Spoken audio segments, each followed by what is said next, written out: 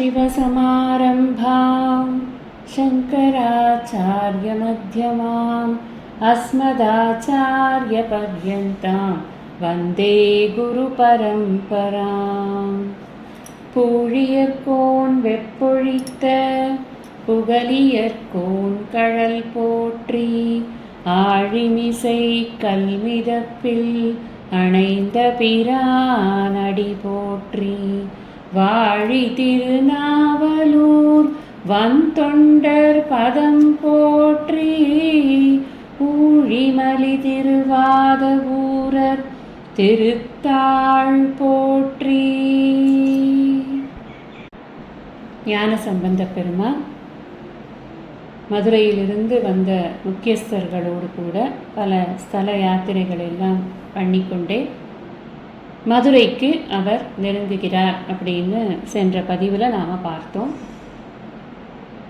இங்கே மதுரையில் எல்லாருக்கும் ஒரே சந்தோஷம். சைவத்தை யாரெல்லாம் பின்பற்றுகிறார்களோ அவர்களுக்கெல்லாம் ரொம்ப சந்தோஷம். அப்பா நமக்கு ஒரு ஒரு மீட்கக்கூடிய ஒருத்தர் வந்து விட்டாரே, நம்ம இந்த கஷ்ட காலத்திலிருந்து மீட்கக்கூடிய ஒருத்தர் வந்து விட்டாரே அப்படின்னு சொல்லிட்டு அவங்களுக்கு எல்லாருக்கும் ரொம்ப சந்தோஷம். ஏன்னா அவங்களுக்கு ஒரு சாதாரண வாழ்க்கையை நடத்துவது கூட அங்கே கஷ்டமாக இருந்தது. அந்த அளவுக்கு மத துவேஷமானது அங்கு தலைவிரித்து ஆடிக்கொண்டிருந்தது. எப்பொழுதுமே ஒற்றுமையாக இருக்கும் வரைக்கும் ஒரு பிரச்சனையுமே இருக்காது. யார் மேலேயாவது ஒரு துவேஷம் வந்துடுது அப்படின்னு சொன்னால் அந்த வெறுப்பானது அவர்களை கொல்லும் வரைக்கும் அந்த வெறுப்பானது அடங்கவே அடங்காது. அது மட்டுமல்ல, அது அப்படியே பல விதமான வெறுப்புகளுக்கு வித்திட்டு வேற போகும். ஒரு கெட்ட குணத்துக்கு என்ன ஒரு கெட்ட குணம்னா இன்னும் நிறைய கெட்ட குணத்தை விதையாக உள்ள வைத்து கொண்டே தான் இருக்கும்.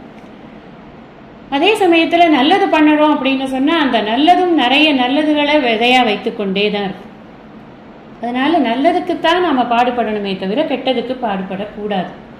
ஆனால் மக்கள் அங்கே எப்படி இருக்காங்க அப்படின்னு சொன்னால், சைவத்தை யாரெல்லாம் பின்பற்றுகிறார்களோ அவர்களை எப்படியாவது கஷ்டப்படுத்தணும் அப்படிங்கிறத ரொம்ப ஒரு பெரிய குறிக்கோளாகவே வைத்துக்கொண்டு செயல்பட்டு கொண்டிருக்கு. அதனால தான் அவர்களுக்கெல்லாம் ஞானசம்பந்த பெருமான் வருகிறார் அப்படின்னு சொன்ன உடனே ரொம்ப சந்தோஷமாக இருக்குது.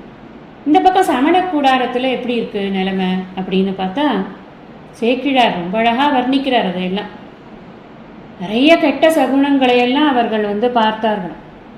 ஆந்தைகளும் கூகைகளும் ஒரே கத்திக்கொண்டே இருந்ததான் அவர்கள் இருக்கக்கூடிய இடங்கள்லாம்.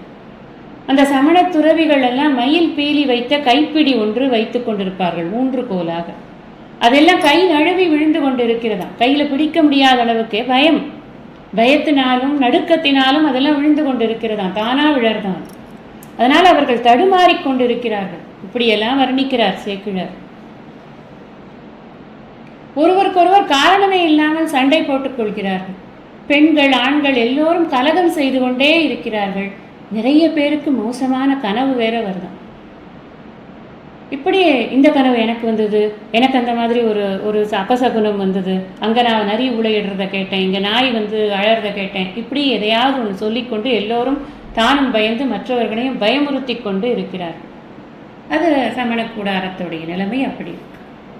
ஊர் எல்லையில் குலச்சிறையார் நின்று கொண்டு இருக்கிறார். அன்னைக்கு மங்கையர்க்கரசி அம்மா கிட்ட சொன்னது மாதிரி இங்கே வேண்டிய ஏற்பாடுகள் எல்லாம் செய்துவிட்டு நான் அவரை வரவேற்பதற்கு நிச்சயமாக நிற்பேன்னு சொன்னாரா இல்லையா? அந்த மாதிரி ஊர் எல்லையில் அவர் நின்று கொண்டு இருக்கிறார். அவருக்கு ஆர்வம் தாங்க முடியல. சாமிக்கே மகனாமே, பார்த்தே ஆகணும், அவரை முதல்ல பார்த்தா தான் இந்த கண்ணுக்கே புண்ணியம் கிடைக்கும் அப்படின்னு ரொம்ப ஆர்வத்தோடு நின்று கொண்டிருக்கிறார். பக்கத்தில் இருக்கிற ஜனங்களாமும் ஞானசம்பந்தருடைய பெருமைகளை பற்றியே பேசிக்கொண்டிருக்கிறார்கள். எல்லோருடைய சந்தோஷத்தையும் பார்த்து குலச்சிறையாருக்கு பெரிய சந்தோஷம் ஏற்பட்டது. அப்பா, மக்களுக்கு சந்தோஷம் ஏற்படுகிறது அப்படின்னாலே அதுதானே உண்மையான மந்திரிக்கு ஒரு அழகு இல்லையா? மந்திரியினுடைய அழகு என்ன? தான் யாருக்காக உழைத்து கொண்டிருக்கிறோமோ அவர்களெல்லாம் சந்தோஷமாக இருக்கணும், அதுதான் மந்திரியினுடைய அழகு. அப்படி ஒரு சரியான மந்திரியாக அவர் இருந்தார். எதிர்பார்த்து கொண்டே இருந்தபடி முத்து சிவிகையில் திருஞான சம்பந்தர் ஊர் எல்லைக்குள்ளே நுழைகிறார். அவர் வரும் பொழுதே திருநீர் மனம் அப்படி கமழ்கிறது. ஏன்னா ஒரு ஆள் கூட பாக்கி கிடையாது. எல்லாம் குளித்து நீர் பூசி அழகான ஒரு தோற்றத்தோடு கூட அந்த அடியார்கள் எல்லோரும் வருகிறார்கள் அப்படின்னு பார்க்கணும். ஒரு நல்லவரை ஃபாலோ பண்ணிட்டோம் அப்படின்னா அந்த நல்லவர் வந்து தொத்து வியாதி மாதிரி நல்ல விஷயத்த எல்லாருக்கும் கொடுத்துருவார் டக்கு டக்கு டக்குன்னு. ஆனால் நமக்கு கிடைக்கணும். மகாபுருஷ சம்ஸ்ரயக துர்லபம் அப்படிங்கிற விவேக சூடாமணியில் ஆச்சாரி 3 விஷயம் துர்லபம் அப்படிங்கிறார். மனுஷ்யத்துவம், முமுட்சுத்துவம், மகாபுருஷ சம்ஸ்ரயக. இதெல்லாம் இறைவனுடைய அருள் இருந்தால் தான் கிடைக்கும் அப்படிங்கிறார். அப்படி இந்த மகாபுருஷனுடைய சேர்க்கையானது அந்த அடியார்கள் எல்லோருக்கும் கிடைத்ததுனால எல்லோரும் அவரை போலவே நீரு பூசிய அழகான நெற்றியோடு கூட நல்ல சம்ஸ்காரத்தோடு நல்ல ஃப்ரெஷ்ஷாக வந்து இறங்குறாங்க. மதுரைக்குள்ளே ஃப்ரெஷ்ஷாக வந்து இறங்குறாங்க. அவங்க முத்துச்சிவிகையிலேருந்து அவர் இறங்கவும் நெடுஞ்சான் கிடையாக அங்கு விழுந்து வணங்கினார் அந்த மந்திரி. அவர் விழுந்து வணங்குவதோடு அல்லாமல் காத்து கொண்டிருந்த அத்தனை ஜனங்களும் அவரை விழுந்து வணங்கி கண்ணீர் மல்க அவரால் தான் நமக்கு விடிமோட்சம் அப்படிங்கிறத நன்றாக மனதில் உணர்ந்து கொண்டு அவரை ஆசையோடு வரவேற்கிறார்கள். வேத கோஷங்களை முழங்குகிறார்கள், வாழ்த்துக்களை பாடுகிறார்கள். அவருக்கு பூமாலைகளை கொடுத்து அவர் வந்து திக்கு முக்காட வைக்கிறாரு. குலச்சிறையார் கொடுக்குற வரவேற்பிற்கே அதை பார்த்தா எத்தனை நாள் இவர்கள் காத்து கொண்டிருந்தார்கள் அப்படிங்கிறது ஞானசம்பந்த பெருமானுக்கே மனசுல வந்து பாவம் இவங்கள்லாம் அப்படின்னு தோணக்கூடிய அளவுக்கு அவர்களுடைய வரவேற்பானது இருந்தது அப்படின்னு பார்க்கிறோம். வந்து இறங்கின உடனே முதல் கேள்வி கேட்கிற, எங்க சோழ நாட்டு பெண் உங்கள் ஊரில் மனம் செய்து கொண்டு வந்தவள் மங்கையர்க்கரசி, அவள் எப்படி இருக்கிறாள் அப்படின்னு. எவ்வளவு அக்கறை பாருங்க. நம்ம வீட்டு பொண்ணு அது இங்கே வந்து வாழ வந்திருக்கு, அது நல்லா இருக்கா இல்லையான்னு தெரிஞ்சுக்கணும் அப்படின்னு. வயது சிறிதுதான், ஆனால் பக்குவம் மிகப்பெரியது ஞானசம்பந்த பெருமானுக்கு. அந்த சிறு வயதுங்கிறத மாத்திரம் வச்சு அந்த குழந்தையா இருக்கார் அப்படின்னு மாத்திரம் எடை போட்டுறக்கூடாது. ஏன்னா பக்குவத்துக்கு வந்து வயதே கிடையாது. அந்த அளவுக்கு அவருக்கு ஒரு பக்குவம் இருக்குது. அவர் கேட்ட உடனே இவருக்கு ரொம்ப சந்தோஷமாக போச்சு. ராணியம்மாவை பற்றி கேட்குறாங்க அப்படின்னு. ரொம்ப நல்லா இருக்காங்க, இது வரைக்கும் நடந்ததெல்லாம் ஏதோ இருந்துட்டு போகுது, இதுமே நீங்கள் வந்திருக்கீங்க எல்லாமே நல்லபடியாக நடக்கணும் அப்படின்னு அம்மா ரொம்ப வேண்டி விரும்புகிறாங்க. அதனால் உங்களுக்கு தகுந்த மரியாதையை கொடுத்து உங்களை அழைச்சிட்டு வர சொல்லி என்னை வந்து ஆணையிட்டிருக்காங்க. அதனால தான் நான் வந்து இங்கே வந்து நிற்கிறேன், வாங்க நம்மளுடைய இடங்களுக்கு போகலாம் அப்படின்னு சொல்லி கேட்டு, அந்த சமயத்தில் அங்கே சமணர்கள் செய்யக்கூடிய அட்டூழியங்கள் எல்லாத்தையும் அவர்கிட்ட சொல்லி, இதெல்லாம் பிரச்சனையெல்லாம் இருக்குது இந்த ஊரில், இதெல்லாம் தான் நாம் வந்து சந்திக்க வேண்டியது அப்படின்னு சொல்லி அவருக்கு ஒரு முகமன் கொடுக்குறார். எப்போவுமே வந்த உடனே இதுதான் ப்ராப்ளம், இதைத்தான் நம்ம அட்ரஸ் பண்ணணும் அப்படிங்கிறதுக்கு ஒரு தெளிவு வேணுமா இல்லையா? தெரியும் அவருக்கு ஏற்கனவே இங்கே என்ன கூத்தெல்லாம் நடந்துட்டுருக்குன்னு, இருந்தாலும் முறைப்படி சொல்லணும் இல்லையா? அதனால் சொல்கிறாரு. அப்புறம் சந்தோஷமாக சம்பந்தர் வந்து அவர் வந்த வேலையினுடைய தீவிரம் தெரியறது அவருக்கு. நிச்சயமாக நாம் இதுக்கான ஒரு முடிவை கட்டிடுவோம், கவலையே படாதீங்க அப்படின்னு ஒரு அஷூரன்ஸ் கொடுக்குறாரு. குலச்சிறையாரையும் மங்கையர்க்கரசியாரையும் புகழ்ந்து ஒரு பதிகம் பாடுகிறார். மங்கையர்க்கரசி வளவர் கோன் பாவை வரிவளை கைமடவான் மாணி பங்கையச் செல்வி பாண்டிமாதேவி பணி செய்து நாடொரும் பரவு பொங்கழல் உருவன் பூதநாயகன் நாள் வேதமும் பொருள்களும் அருளி அங்கையர் கண்ணி தன்னொடும் அமர்ந்த ஆலவாய் ஆவது மில்வே அப்படின்னு வந்த ஊரை பற்றி, ஆலவாய் அப்பனை பற்றி, அந்த ஊரில் ஆண்டு கொண்டிருக்கக்கூடிய மங்கையர்க்கரசியை பற்றி எல்லாத்தையும் பாடி, அது மட்டுமல்ல அந்த பதிகத்தில் குலச்சிறையாரை பற்றியும் அவர் பாடுகிறார். இப்படி அவரை ராணியம்மாவை பற்றியும் அமைச்சரை பற்றியும் மாற்றி மாற்றி அவர் பாடி அந்த பதிகத்தை மிக அழகாக சிறப்பாக அவர்களுக்கு அருளினார் அப்படின்னு பார்க்கிறோம். வந்த உடனே முன்னாடியே சொல்லியிருக்கேன், நேராக தங்குற இடத்துக்கு போய் அங்கே போய் ரெஃப்ரெஷ் பண்ணிக்கங்க அப்படின்னு சொல்ல மாட்டாங்க. இப்போ தான் நம்ம அப்படிலாம் சொல்கிறோம்.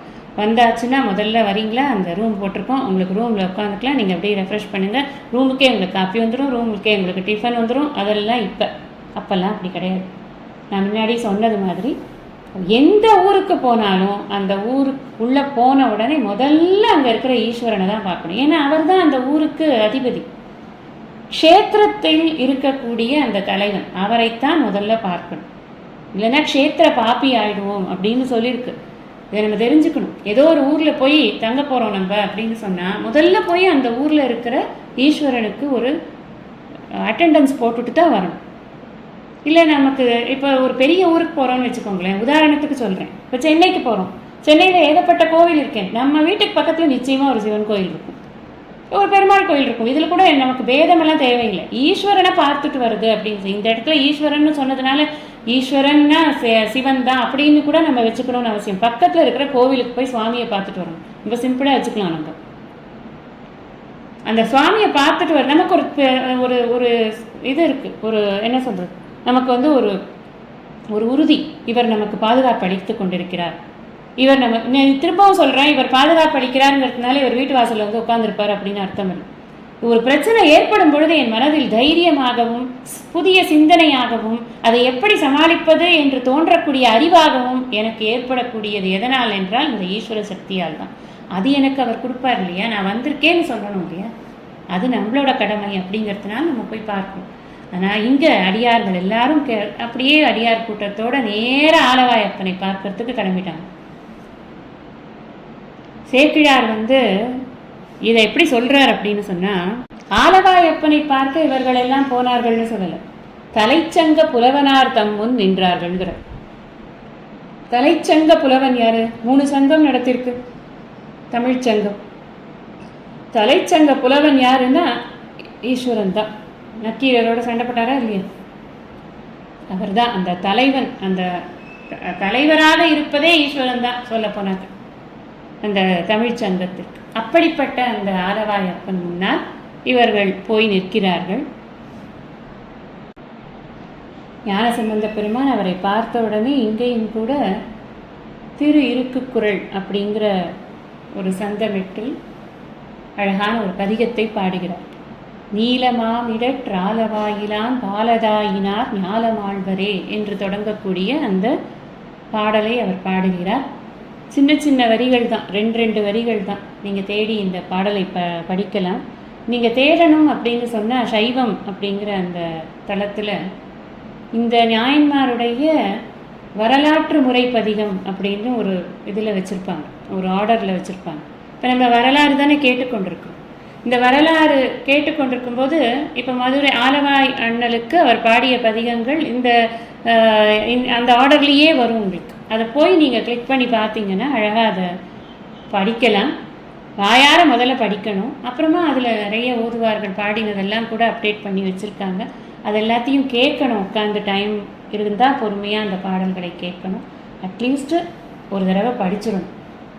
படிச்சுட்டா என்னென்னா நமக்கு ஒரு திருப்தி, ஆஹா அவர் பாடின பாட்டை நம்ம படித்தோமே அப்படின்னு. வேற ஒன்றும் கிடையாது. அது மட்டும் இல்லை, அதுக்கான புண்ணியமும் நமக்கு தெரியும். வேற ஒன்றும் கிடையாது அப்படின்னு சொல்லிட்டோமேங்கிறதுனால இது வந்து வெறும் படித்த திருப்தி தானா அப்படின்னு நினைக்காதீங்க. அதுக்கான புண்ணியங்கிறது அளவிட முடியாத புண்ணியமானது நமக்கு கிடைக்கும் அப்படின்னு சொல்லிக்கொண்டு மேற்கொண்டு இவர் இந்த பாடலை பாடிக்கொண்டிருக்கிறார். அந்த பாடிக்கொண்டிருக்கிற சமயத்தில் மங்கையர்க்கரசியாரும் கோவிலுக்கு வருகிறார் சுவாமியை பார்ப்பதற்கு. அங்கு சம்பந்தரையும் சேர்த்து பார்த்து விடலாம் அப்படின்னு அங்கே வருகிறார். எல்லாரும் சுவாமியை பார்த்து சுவாமிக்கெல்லாம் ஆராதனைகள் எல்லாம் பண்ணி முடிச்சாச்சு. அதுக்கப்புறமா சம்பந்தர்கிட்ட அவர் வணக்கத்தை சொல்லி, இப்படியாக இந்த நாட்டில் சைவ சமயத்தை நிலைநாட்டி மன்னரையும் நீங்கள் தான் காப்பாற்ற வேண்டும் அப்படின்னு சொல்லி அவர்கள் வந்து அவர்கிட்ட ரொம்ப வேண்டி விரும்பி கேட்டுக்கொள்கிறார்கள். அப்பொழுது சம்பந்தர் அவருக்கு ஆசிகள் எல்லாம் கூறி, ஒன்றும் கவலைப்படாதீங்க, நம்ம எல்லாம் வந்து சரி பண்ணிடலாம், ராஜாவுக்கு புரிய வச்சிடலாம், ஒரு பிரச்சனையும் இல்லை அப்படின்னு ஒரு உறுதி கூறுகிறார். அப்புறம் மங்கையர்க்கரசி அம்மா குலச்சிறையார்கிட்ட சொல்லி பக்கத்தில் ஒரு திருமடத்தில் அவர்கள் தங்குவதற்கு ஏற்பாடு செய்யப்பட்டிருந்தது, அதுக்கு அழைத்து போக சொல்லி அங்கே அடியார்களோடு அவரை கொண்டு சேர்ப்பிக்க சொல்கிறார். அவர் ஆணையிட்டு விட்டு அவர் தன்னுடைய அரண்மனைக்கு அவர் செல்கிறார்.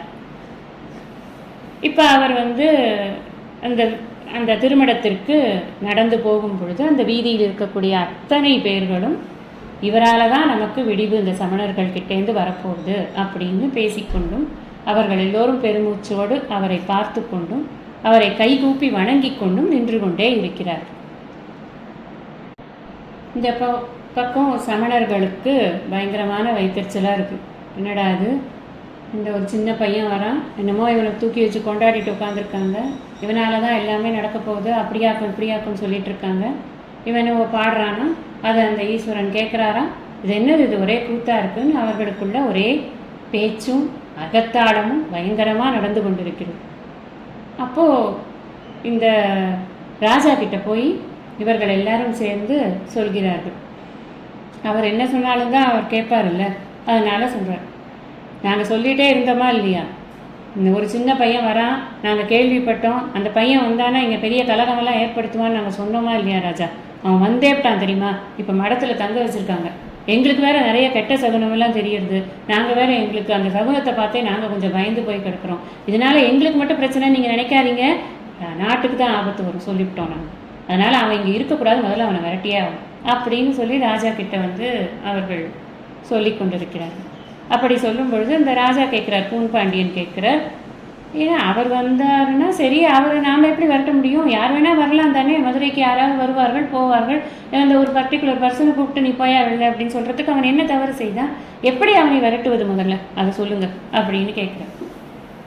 அதுக்கு இந்த சமணர்கள் எல்லாம் சொல்கிறார்கள், இந்த துறவிகள் எல்லாம் சொல்கிறார்கள், அதை பற்றி நீங்கள் கவலைப்படாதீங்க, அவனை விரட்டுறதுக்கு எங்கள்கிட்ட மந்திரமெல்லாம் இருக்குது, நாங்கள் ஜபிச்சிரோடனே அவர் வந்து ஓடிப்பிடுவாங்க இங்கே அப்படின்னு சொல்கிறார்.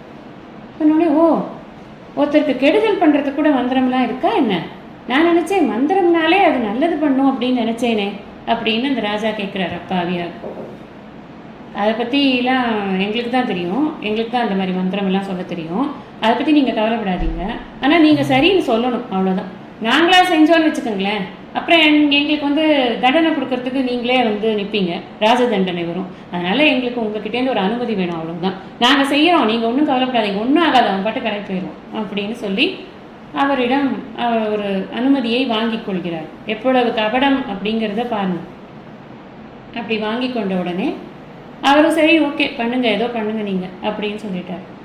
இவர்களும் என்ன பண்ணாங்க, அபிச்சார மந்திரங்கள் என்று சொல்லக்கூடிய மற்றவர்களுக்கு கெடுதலை உண்டாக்கக்கூடிய சில மந்திரங்களை, யாரை உத்தேசித்து அந்த மந்திரங்கள் சொல்லப்படுகிறதோ அவர்களுக்கு என்ன கெடுதல் அவர்கள் அது நினைக்கிறார்களோ அது அவர்களுக்கு வந்து அடையும் அப்படிங்கிறது இருக்கு.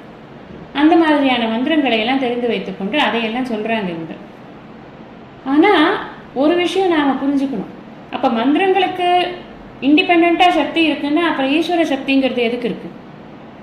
ஈஸ்வர சக்தி இந்த மாதிரியான மந்திரங்களை ஈஸ்வரனையே சதா ஆராதித்து கொண்டிருக்கக்கூடிய தவசீலர்களை ஒருபோதும் பாதிக்காது அப்படிங்கிறது தான் முக்கியமான விஷயம். இந்த மந்திரங்கள் பலிக்கணும் அப்படின்னு சொன்னால் அவர்கள் தவம் இல்லாதவர்களாக இருக்கணும். எப்பொழுதும் தவத்திலேயே இருக்கக்கூடியவர்களுக்கு இந்த மந்திரங்களால் எந்த ஒரு துர்பயனும் ஏற்படாது அப்படிங்கிறது தான் உண்மை. அதனால தான் இவங்க மந்திரத்தை சொன்னப்புறமும் கூட சம்பந்தருக்கு எந்த ஒரு பிரச்சனையுமே வரவே இல்லை. அவர் ஒரு பார்வாட்டுக்கு இருக்கார், சத்சங்கம் பண்ணி கொண்டிருக்கார், ஈஸ்வரனை பற்றி பாடிக்கொண்டிருக்கார், பேசிக்கொண்டிருக்கார், ஊரில் இருக்கிறவங்களுக்கு அவங்க எல்லாரும் வராங்க, வந்தால் அவங்களுக்கு ஏற்படக்கூடிய சந்தேகங்களை எல்லாம் நிவர்த்தி செய்து கொண்டிருக்கிறார். ஒன்றும் நடக்கவே இல்லை. அங்கே மந்திரம் போன வாக்கில் திரும்பி வந்திருக்கு, இவங்ககிட்ட ஒன்றுமே நடக்கலை. அப்படி நடக்காத போது அவர்கள் என்ன நினைக்கிறார்கள், இவன் ஏதோ தந்திரம் பண்ணுறான்ப்பா, இவனுக்கு ஏதோ மந்திரம் தெரிஞ்சிருக்கு, இதுக்கு ஆப்போசிட் மந்திரம் அவன் வச்சிருக்கான் போல இருக்கு அப்படின்னு அவர்கள் நினைத்து கொண்டு நேராக அந்த மாரவர்மன் கிட்ட, அந்த பூன்பாண்டியன் கிட்ட வந்து கேட்குறாங்க, இவன் மந்திரத்தாலெல்லாம் இவன் ஒன்றும் பண்ண முடியலைங்க, நாங்கள் ஏதோ ட்ரை பண்ணி பார்த்துட்டோம், ஒன்றும் நடக்கலை, நேராக தாக்கலான்னு நினைக்கிறோம், அப்போ நம்ம வந்து அவனை தாக்கணும், அதுக்கு நீங்கள் எங்களுக்கு அனுமதி கொடுங்க அப்படின்னு கேட்குறாங்க. ராஜா கேட்குறாரு, ஓ உங்கள் மந்திரம் வேலை செய்யலைன்னா அதுக்கு எதிர் மந்திரம் அவன்கிட்ட இருக்குது, இல்லை அவன் அதை விட சக்தி வாய்ந்தவன் அப்படின்னா அப்போ இன்னொரு சக்தி வாய்ந்தவர்களும் இருக்கிறாங்களா? நான் நீங்கள் தான் ரொம்ப சக்தி வாய்ந்தவங்க நினச்சிட்டு இருந்தேனே இத்தனை நாள் வரைக்கும் அப்படின்னு கேட்குறேன். அடடா, நம்ம குட்டு வெளியாக போகுதே, நாம் இது வரைக்கும் தகுதித்தம் பண்ணிக்கிட்டு இருந்தோம் அப்படிங்கிறது இந்த ராஜாவுக்கு தெரிஞ்சு போயிடுத்துனா என்ன செய்யறது அப்படின்னு இவங்க பயந்துட்டு, அதெல்லாம் ஒன்றும் கிடையாது, நாங்கள் தான் வந்து சக்தி ஜாஸ்தி, அவனுக்கெல்லாம் ஒரு சக்தியும் இல்லை, ஒன்று ஆளே பார்க்க எத்தணுன்னு இருக்கான், நீங்கள் என்ன அவனை போய் சக்தி வாய்ந்தவன் அப்படி இப்படின்னு சொல்கிறீங்களே, அதெல்லாம் ஒன்றும் கிடையாது, சக்தியெல்லாம் ஒன்றும் கிடையாது. சில சமயம் இந்த மாதிரி மந்திரத்தில் கொஞ்சம் பிரச்சனையெல்லாம் வரத்தான் வரும், அது வந்து சரிதான் பண்ணணும், அது ஒன்றும் இல்லை. இப்போ நீங்கள் வந்து சரின்னு சொல்லிட்டீங்கன்னு வச்சுக்கோங்களேன், அந்த இடத்துக்கு ஒரு தீ வச்சு விட்ருவோம், அவன் போயிடுவான், அவ்வளோதான். நீங்கள் வந்து இதில் எதுவும் ஆகாது, உங்கள் பேர் எதுவும் கிடையாது, ஊர் பேர் எதுவும் கிடையாது, ஒன்றுமே ஆகாது, நீங்கள் கவலையே படாமல் எங்களுக்கு ஓகேன்னு மட்டும் சொல்லுங்கள் அப்படின்னு வந்து கேட்குறாங்க அவங்க. இப்போ என்ன, ராஜாவுக்கு வந்து ஒன்றும் புரியவே இல்லை. இவங்கெல்லாம் நமக்கு குருமார்களாக இருக்காங்க, இவங்க இப்படி பேசுகிறாங்க, நம்ம என்ன பண்ணுறது, இவங்க சொல்கிறத கேட்குற மாதிரி இருக்குது, சரி என்னவோ செய்யுங்க போங்க, நீங்கள் என்ன செய்கிறீங்களோ செய்யுங்க அப்படின்னு சொல்லிட்டு ஒரு ஒரு மாதிரி டிஸ்இன்ட்ரெஸ்டடாக ஒரு உத்தரவை கொடுத்துட்டு அவர் பாட்டுக்கு உள்ளே வந்துடுறார், அரண்மனைக்குள்ளே அந்தப்புறத்துக்குள்ளே வந்துடுறார். அப்போ மங்கையர்க்கரசி பார்க்குறாங்க, என்ன ஏதோ ஒரு மாதிரி வாட்டமாக இருக்காரே, இவர் சாதாரணமாக இருக்கிற மாதிரியே இல்லையே அப்படின்னு அவர்கிட்ட கேட்குறாங்க. என்ன நீங்கள் ரொம்ப வாட்டமாக இருக்கீங்களே, உங்களுக்கு ஏதாவது பிரச்சனையா, என்ன என்ன என்ன பிரச்சனையாக இருந்தாலும் என்கிட்ட சொல்லலாமே, நான் உங்களுக்கு உதவத்தானே இருக்கேன் அப்படின்னு கேட்குறாங்க. ராஜா சொல்கிறாரு, உனக்கு தான் தெரியுமேம்மா, யாரோ சீர்காழியிலேருந்து ஒரு பையன் வந்திருக்கானாமே, நம்ம குருமார்களோட அவன் வந்து வாதிட போகிறான் அப்படின்னு எல்லாம் சொல்கிறாங்களாம். அவங்களுக்கு அதெல்லாம் பிடிக்கல, அவங்களுக்கு பிடிக்கலங்கிறதுனால எனக்கும் பிடிக்கல, அதனால தான் நானும் கொஞ்சம் கவலையாக இருக்கேன். தேவையில்லாத சர்ச்சையெல்லாம் ஊருக்குள்ளே வருமோ அப்படின்னு எனக்கு இருக்குது, அதான் கொஞ்சம் கவலையாக இருக்குது அப்படின்னு அவர் சொல்கிறார். மங்கையர்க்கரசி அம்மா சொல்கிறாங்க, அவர் என்ன வாதிடத்தானே வராரு, வாதிட வேண்டியதானே உங்கள் குருவெல்லாம், ஏன் அவங்களுக்கு தத்துவம் தெரியும், அவருக்கு ஒரு தத்துவம் தெரியும்னா 2 தத்துவத்தை பற்றி பேச போகிறாங்க, அவ்வளவுதானே. இது வாயால் பேசுறதுக்கு என்ன, யார் ஜெயிக்கிறாங்களோ அவங்க மதம் தான் ஜெயிக்கும்னு சொல்லிவிட்டு நம்ம பாட்டுக்கு இருக்கலாமே. நாம் வந்து வெறும் தீர்ப்பு தானே சொல்ல போகிறோம், வாதம் பண்ணுறது அவங்க தானே. இதுக்கு எதுக்கு கவலை, உங்கள் குருமார்களுக்கு இதுக்கு எதுக்கு கவலை, வாதிடுறதுக்கு பயமா அவங்களுக்கு, அவங்களுக்கு தான் ஏதாவது தேவையில்லாத கவலைன்னா நீங்கள் அதுக்கு மேலே இதை போய் ஒரு கவலைன்னு எடுத்து வச்சுக்கிட்டு நீங்கள் வந்து முகத்தெல்லாம் வாட்டமாக வச்சுருக்கீங்களே, இது சரியாகவே இல்லை அப்படின்னு மங்கையர்க்கரசி அம்மா சொல்கிறாங்க. அப்போது இவர் சொல்கிறாரு, அப்படி இல்லை, நாம் ஒருத்தர் குருன்னு எடுத்துக்கிட்டோன்னா அவங்க சொல்கிறது தான் நம்ம கேட்கணும், அதுதானே நமக்கு நல்லது அப்படின்னு சொல்லிட்டு அவர் பேசாமல் படுக்கிறதுக்கு போயிடுறாரு. ஏன்னா அவருக்கே குழப்பம், ஒன்றும் புரியல அவருக்கு. குருமார்கள் இப்படி சொல்கிறாங்களேன்னு நினைக்கிறாரு, ஆனால் அதை மீறவும் முடியல, குரு பக்தி அதை தடுக்கிறது அவருக்கு அப்படின்னு சொல்லிட்டு அவர் படுக்க போனதுக்கப்புறமா அந்த ராணியம்மா நேர குலச்சிறையார்கிட்ட வராங்க. அந்த பாதகர்கள் வந்து ஏதோ திட்டம் போட்டிருக்காங்க போல தெரியுது, அந்த குழந்தைக்கு எதுவும் ஆகாமல் இருக்கணும், கொஞ்சம் நீங்கள் இந்த விஷயத்தில் கவனமாகவும் இருக்கணும் அப்படின்னு சொல்லி இந்த தானும் அரசரும் பேசின விஷயங்களை அவருக்கு சொல்லிவிட்டு தான் சந்தேகிக்கும் விஷயத்தையும் சொல்லிட்டு போயிடுறாங்க. அப்போது அவர் சொல்கிறாரு, ஒன்றும் ஆகாது, நீங்கள் எதுவும் கவலைப்படாதீங்க, நாங்கள் பார்த்துக்குறோம், நிச்சயமாக நாங்கள் அந்த குழந்தைக்கு தேவையான பாதுகாப்பை நாங்கள் கொடுத்து கொண்டு தான் இருக்கிறோம், பயப்படவே வேண்டாம், நம்ம சுவாமிக்கிட்ட முறையிடுவோம், நம்மளோட சக்திங்கிறதுக்கு மீறி சுவாமியோட சக்தி இருக்கு இல்லையா, அதனால் அவருக்கு ஏதாவது ஆபத்து வந்ததுன்னா நாமளும் வந்து உயிரை விட வேண்டியது தான், குலச்சிறையாரே பார்த்துக்கோங்க, ஏன்னா நம்மளை இட்டு தான் அந்த குழந்தை இங்கே வந்திருக்கு, இது வந்து நம்மளோட பொறுப்பாக இருக்குது, அந்த அளவுக்கு இதில் நீங்கள் கவனம் செலுத்தணும், அவருக்கு ஏதாவது உயிருக்கு ஆபத்துன்னா நாமளும் உயிரோடு இருக்க முடியாது அப்படின்னு சொல்லிட்டு ரொம்ப கனத்த மனதோடு அவங்களும் அந்தப்புறத்துக்குள்ளே போயிடுறாங்க. அங்கே என்ன ஆச்சு அப்படிங்கிறத நாளைக்கு பதிவில் நாம் பார்க்கலாம். ஹரி ஓம் நமஸ்தே.